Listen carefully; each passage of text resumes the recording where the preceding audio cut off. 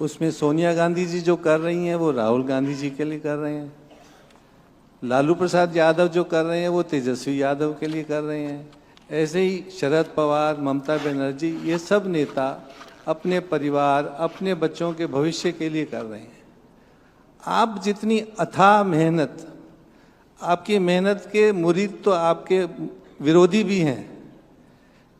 हम सभी आपसे जानना चाहते हैं कि आपके आगे पीछे तो कोई भी नहीं है, फिर आप इतनी मेहनत किसके लिए कर रहे हैं?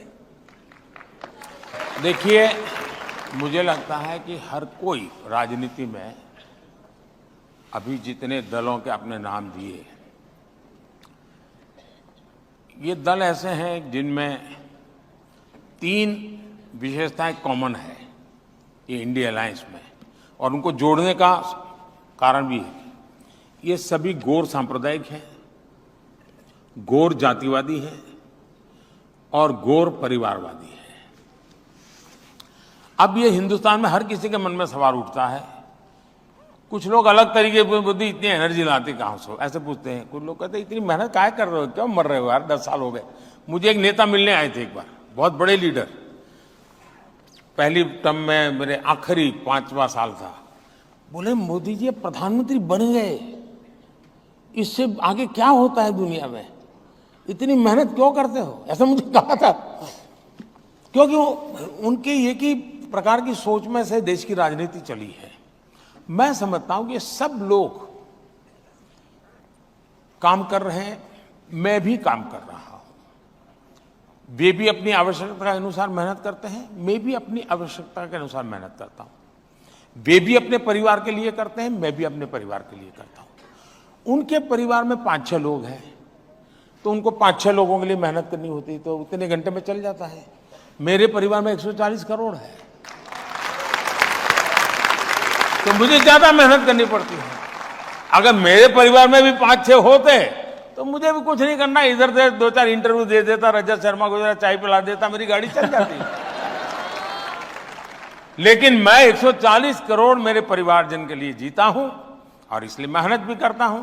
उनकी जिंदगी, उनके सपने, और मैं कहता हूं आपके सपने, ये मेरा संकल्प है, और मेरा पल पल आपके लिए है, मेरा पल पल देश के लिए है।